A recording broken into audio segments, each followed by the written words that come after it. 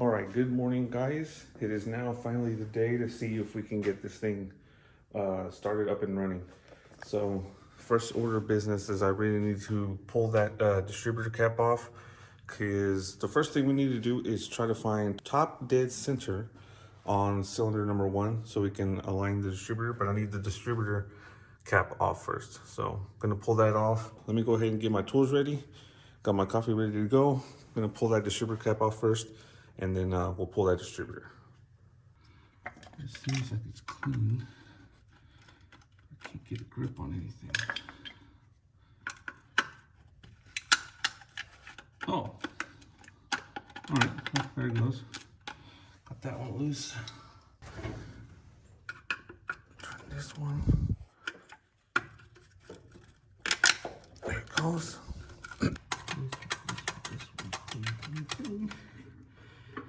Disconnect that one, but we'll do it afterwards.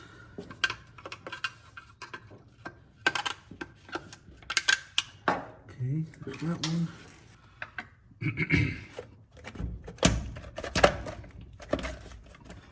There we go. All right, just force it out. That would do the trick. Okay, so from what I was told, this wire is going to be my ignition, so we're going to have to reuse this and trace that back. I'm going to pull this one out, get the top completely off. Alright, so it's going to be that bolt right in there, and it's going to be a 9/16. So let's see if we can get in here and break this loose.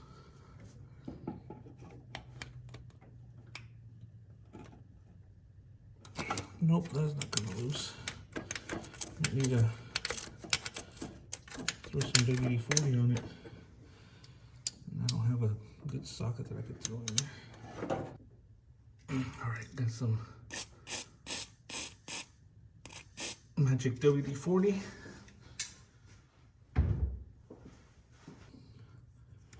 Alright, well, I got it loose enough to where I can finally put the open in on it. It's coming out slowly but surely. Just gotta rotate it back and forth. If I can get this thing to focus. Rotate. Rotate. Okay. Eureka! There's the bolt.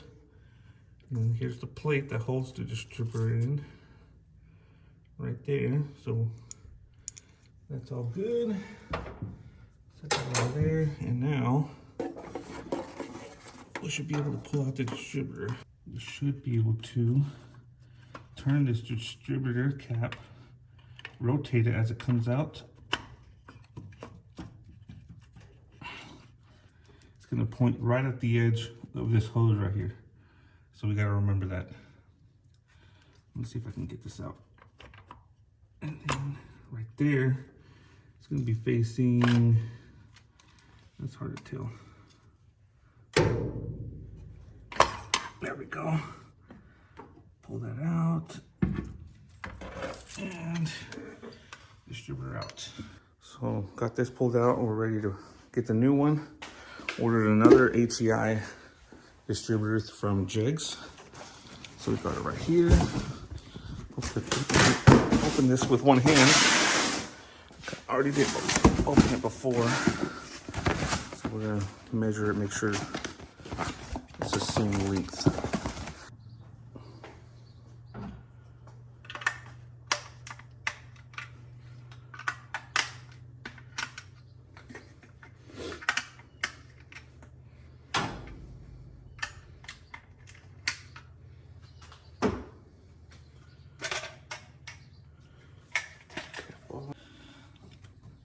All right.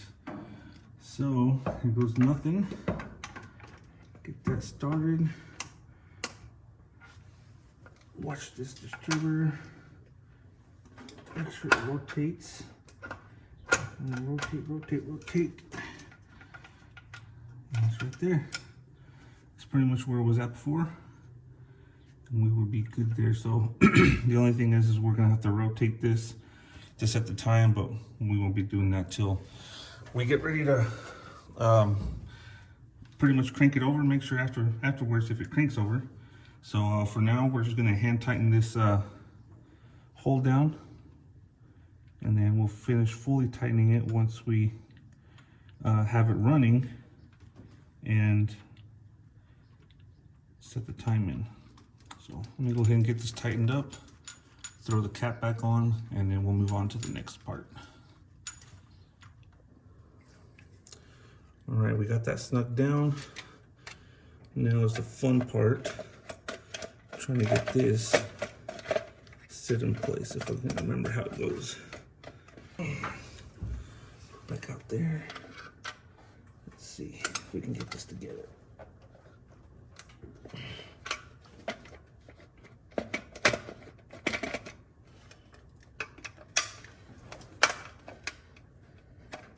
That's in. That's in.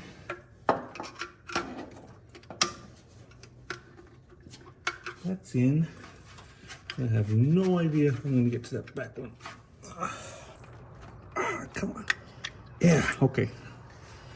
There. What a pain in the butt. But it's in. Go ahead and connect this back. There. Alright. Distributor is in. Go ahead and connect this in there. This is going to be our battery positive. So that's in. Let's move on. All right, now that that's all settled, I think the next order of business would be to throw in the spark plugs. So let me go ahead and pull those out. I got those back here.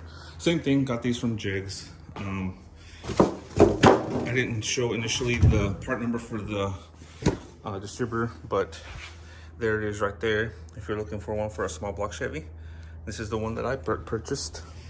And then we have our spark plugs and wires here. Let me spark plugs. The only thing I don't have, which now I realized and I have to go get, is a spark plug gap tool. But I got some Champion spark plugs, so we're gonna be rolling with those. Another set. Champion spark plugs. We got all 8 in there. As for wires, this is the part number for the wires. Get these out. Unfortunately, I just started yanking wires out, so I don't have the lengths or anything for them. So it's going to be a very tedious project to try to get these wires plugged in. So it's going to be quite a bit of a challenge since I haven't done any wiring like this before. So let's see how this goes. I won't show the process of the spark plug installation because that's pretty straightforward. So, and I don't think you're going to be able to see them anyway since it's going to be in the way. But like I said, now that I just realized I can't put those spark plugs in until I get spark plug cap tool. So to the parts store.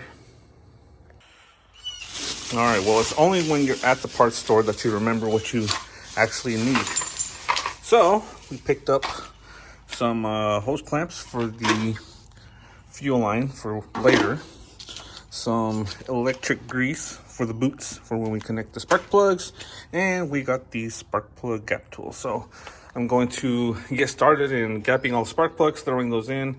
I'll throw up the gap specs of what they need to be here, and I'll just throw them in. There's really nothing to it, just all bolt in. Some of these are hard to get to, so you won't even be able to see anything when I put them in. So I'll pick this back up once I get all of those in, and then we'll start wiring up the wires. So be right back in a second.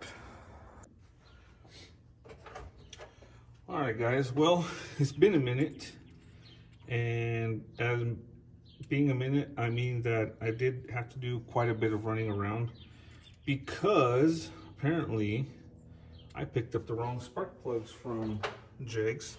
So I had to run to it with Riley's. Now I got to know my good friend Jim very well. He's gonna get to know me very well. I got to know my parts guy Jim and he's gonna get to know me very well if I keep ordering the wrong parts. But turns out, we looked up because the spark plugs that I ordered were actually way too big. So I was like, okay, well, I guess I'll go to O'Reilly's, pick up some new plugs. So I go to do that, and I tell him, all right, Jim, I need spark plugs for a 68 Chevy C10 pickup, 2-wheel drive with a 307. And he goes and picks them up, and luckily I took one of the spark plugs with me, the old ones that I pulled out of this engine. And when he brought the box out, he's like, all right, well, I think these are it right here. And I pulled one out, and sure enough, it wasn't even the correct spark plug again. So I'm like, Jim, it's not the right one. I guess we don't have a 307 in it. So he started looking up, and I guess we're thinking maybe they swapped this engine from a newer body style C10, like the 70s, because we suspect that this might actually be a 350, not a 307. Because we looked up the spark plugs, and that's pretty much the only spark plug that would fit, because the spark plugs that I pulled out has a part number on it, which is a, let's see if I have them in my pocket. Well, it's a R45TS, and the ones that he gave me were R43. So we saw that, and we're like, well, I don't think these are it. So he started doing some research in his computer, and turns out these spark plugs that are in here go for a 350. So guess we have a 350, not a 307. Let me get that last spark plug, if I can get in now. Spark plug gap 2. This last one is the most pain in the ass, because this one is actually located between these two headers right on the underside, and I cannot get a socket in there. I don't even remember how I got the old one out, but we're gapping these to, so he could look up the spark plug gap requirement, and on his computer, original, they're supposed to be gapped 035, but since we have a HEI distributor on this, online it says it recommends the minimum of a 045, and these are gapped right now at 042. So I'm just opening up a little bit, but I opened this one up too much, and I'm gonna leave them at a gap them at 045, which is what the HEI distributors calls for. Let's see if I can get in here and put this one in. All right, there we have it. We got hopefully everything in the correct order, and seemed like it went into place. Threw on some of our connector grease on there. Now I think I'm gonna need to go underneath, and I want to throw the oil filter on there, start pouring some oil.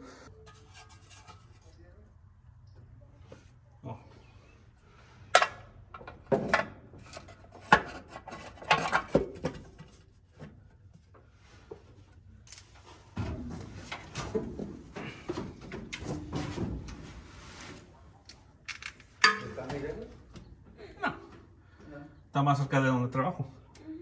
¿Ah, sí? No, yo pensaba que estaba más lejos. Ahí está en el mero centro. Chile relleno, emperador mar y tierra, frío, especial. All right, well, we're pretty much to the point where we can start it, and I'm trying to see if I can get it to crank over really well, and here we go.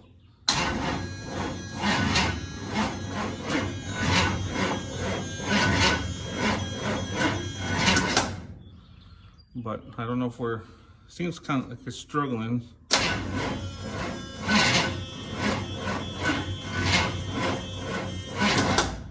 So hopefully we can get it to run off of that. So next up will be to add some sort of fuel and see if we can cause a fire.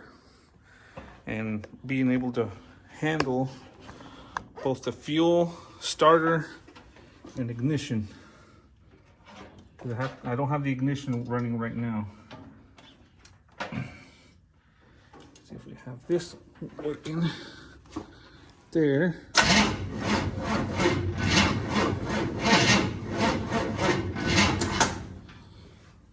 She wants to.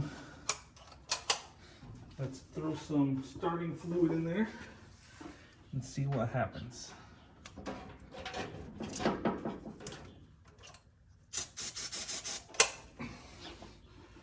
Fire in the hole.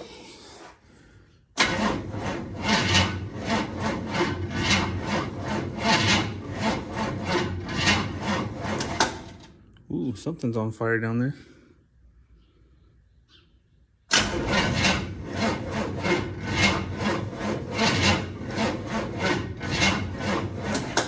That don't sound good. The ignition's on. Hopefully the firing order is in the correct position. We have a little bit of a fire, but I think that's just the rat turds burning off of the starter. Hopefully. More explosion.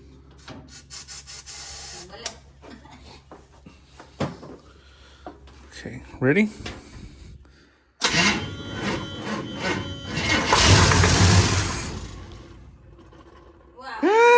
It runs. ¿Qué pasó? Ready?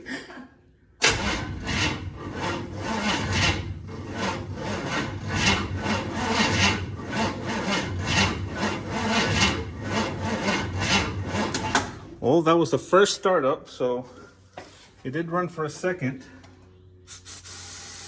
Throw some more starting fluid in there. Here we go.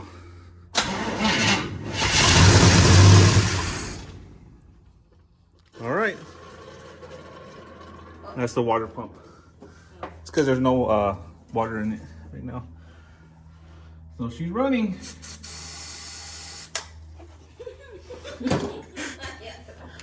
What?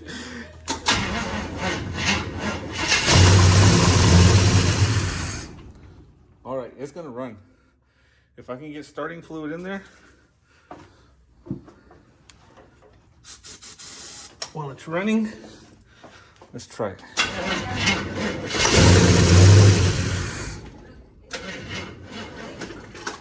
Leaking. Yeah. Oh, man, I forgot the transmission fluid. Whoops. Okay. All right, well, I gotta stop that for now and plug up the transmission lines because I forgot to plug those off. All right, as you can see, I just threw the old radiator for now just to be able to hook up those transmission lines, so that'll be good for now.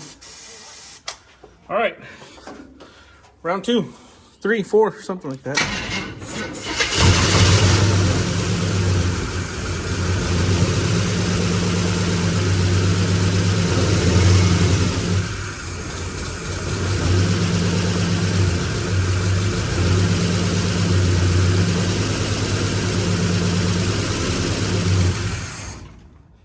It's alive! All right, I didn't want to run it for too long because there's no water in it. So I got to go pick up some lunch and then we'll put the new radiator in it, put some water in it and see if we can get it to run off of some gas. Okay, now that we have the engine running, now I'm going to make the attempt to run fuel line to the fuel mechanical fuel pump. Gonna go ahead and throw in the new radiator, fill it with water, stick the other end of the hose in the 5-gallon jug here. Hopefully it picks up the fuel, and yeah, we'll see if we can get it running under fuel now and see if we don't blow anything up, because I did kind of drop quite a bit of fuel in there. Might have to wait for that to evaporate, but yeah, we'll see. We'll see if we can get it running from there. So I'm gonna wire all this up, or plumb the rest of this fuel line stuff and see if we can get it to run. Do it, but I'm going to try to attempt to prime my fuel pump by filling it on from this side. I might run out of fuel. Okay, it's kind of filling up. Alright, So now, here's my radiator. This is same thing, I got it from O'Reilly's. I assumed when I ordered it, so I can get it out. I assumed, according from the pictures on O'Reilly's website, this was pretty much supposed to be a replica of the original with the plastic sides, but apparently, as you can see, it's all aluminum. So fortunately, I guess that's a plus. But the cap didn't come with it. I had to put this cap on there. Luckily, it's already got the connections for the transmission line. Gonna go ahead and throw this on there. I don't have coolant right now. I'll go get some later, but for right now, we'll just run it off of water. Just throw some water in there. So let me get this set up right here, and we'll get this radiator thrown in.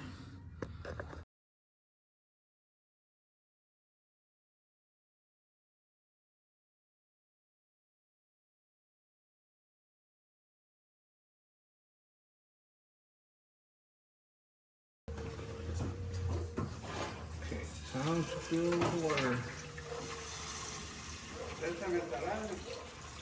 Oh, see that?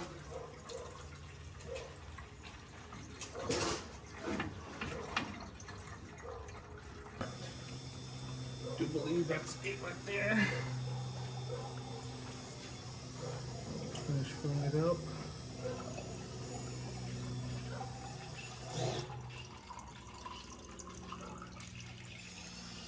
Can you guys see? Here we go. Okay. Hopefully it doesn't shake too much for you guys.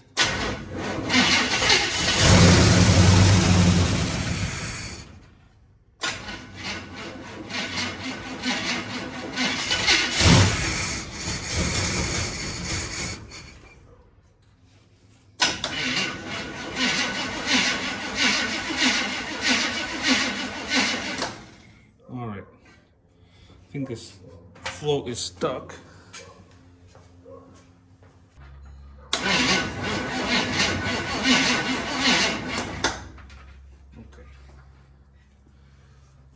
Way too much gas in there now. I think she's flooded, so it looks like that's all we're gonna get out of her today. Probably gonna give this a few days to evaporate, and then I guess we'll just pick it up and see if we can get it running under the fuel.